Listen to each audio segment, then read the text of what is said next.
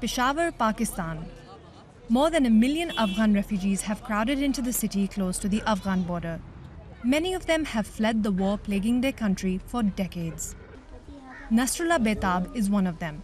He was born in Pakistan and has lived in this camp his whole life.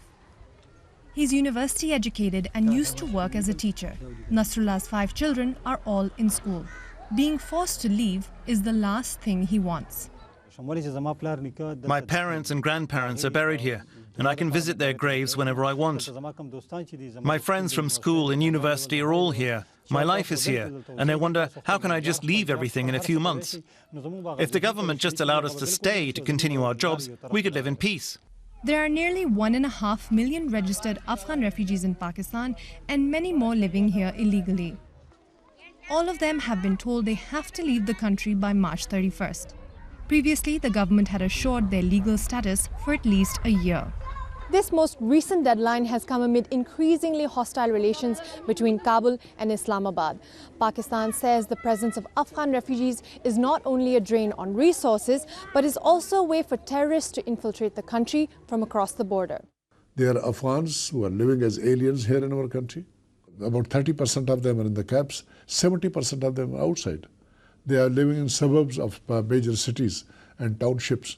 There is no mechanism through which we should be able to check as to who is who amongst them. And they are aliens, they have no status, no face, no nothing. So we will start off with them, their number is something like 0.4 million, right? We'll push them out, and whatever methods could we use, we will use that. Afghanistan has recently seen a wave of deadly attacks. Aid agencies fear for the safety of those who return. UN officials also say the repatriation of so many refugees is an unrealistic task to undertake by this latest deadline. They're hoping talks with the government may help them buy time. Any large-scale returns from Pakistan or elsewhere will have significant humanitarian impact where there are economic challenges. In some places there are law and order situation which is not satisfactory, and there are issues like health, education and livelihood challenges in Afghanistan.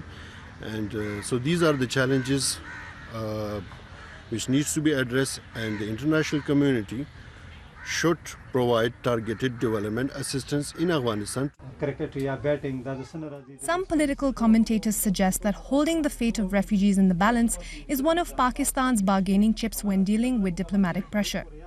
And while many refugees like Nasrullah fear they are being used as political pawns, they have no choice but to accept their life in limbo as another deadline ticks down.